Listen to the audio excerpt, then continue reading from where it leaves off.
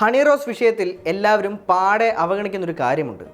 മലയാളി പുരുഷന്മാർക്ക് അധിക്ഷേപ കമന്റിടാൻ പാകത്തിന് ആവർത്തിച്ച് ഇക്കിളി കണ്ടന്റുകൾ ജനറേറ്റ് ചെയ്ത് ഹെഡ്ലൈൻ ഹിറ്റ് ഉണ്ടാക്കുന്ന ചില നീലക്കുയിലുകൾ. ഈ അടുത്ത കാലത്തായി കൂണുപോലെ മുളച്ചു പൊന്തിയ പലതരം വെറൈറ്റി മീഡിയകളാണ് അവരുടെ തംബ്നെയിലുകളാണ് അധിക്ഷേപിക്കുന്നവർക്കുള്ള ഡോഗ് വിസിലുകൾ നൽകുന്നത്.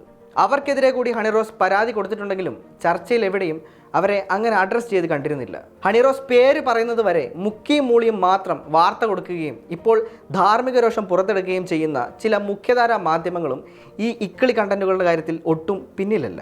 അവരും ഇപ്പോൾ ഇൻസ്റ്റഗ്രാമിലെ അൽഗോരിതമൊക്കെ മനസ്സിലാക്കി വരുന്നു എന്ന് ചുരുക്കം.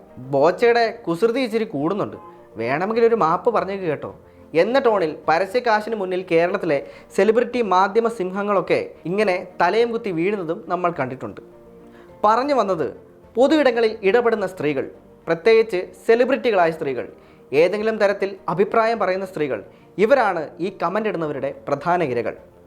ഇവരെ മുന്നിൽ കണ്ടാണ് യൂട്യൂബേഴ്സ് ഡോളറുകൾ സമ്പാദിക്കുന്നത്.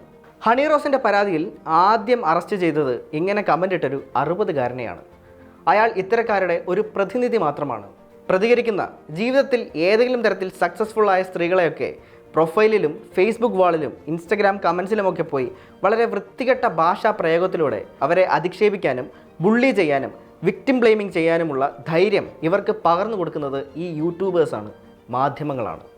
കേരളത്തിലെ പാപ്പരാസ്യ സംസ്കാരത്തിൻ്റെ ഫലമായി ഇന്ന് സെലിബ്രിറ്റികൾക്ക് പ്രൈവസി തീർത്തും നഷ്ടപ്പെട്ടിട്ടുണ്ട്. അവരെ പിന്തുടർന്ന് അവർ പറയുന്നതിൽ നിന്നും ഊഹാപോഹങ്ങൾ സൃഷ്ടിച്ച് പല ആംഗിളുകളിൽ ക്യാമറ വെച്ച് ആ വ്യക്തിക്ക് സൈബർ അറ്റാക്ക് വാങ്ങിക്കൊടുക്കാൻ പൊട്ടൻഷ്യലുള്ള തരത്തിലുള്ള തംബ്നെയിലുകൾ ഇറക്കി അവരെ കൊത്തിപ്പറിക്കാൻ ഇട്ടുകൊടുക്കുന്നത് നോർമലായി മാറിയിട്ടുണ്ട്. ഇതുപോലെ എണ്ണിയാൽ തീരാത്ത ടോക്സിക് മീഡിയ ഹൗസുകളുടെ കണ്ടന്റ് കണ്ട് തെറ്റിദ്ധരിക്കപ്പെട്ട് വായിൽ തോന്നുന്നത് മുഴുവൻ വിളിച്ചു പറയാൻ വെമ്പി നിൽക്കുന്ന ഒരു സമൂഹത്തിന് മുന്നിലാണ് അവരെ ഇട്ടുകൊടുക്കുന്നത്. അവരെ കൂടി ഇന്നാട്ടിലെ നിയമം പഠിപ്പിക്കാൻ സർക്കാരും പോലീസും അടിയന്തരമായി തയ്യാറെടുക്കേണ്ടതുണ്ട്.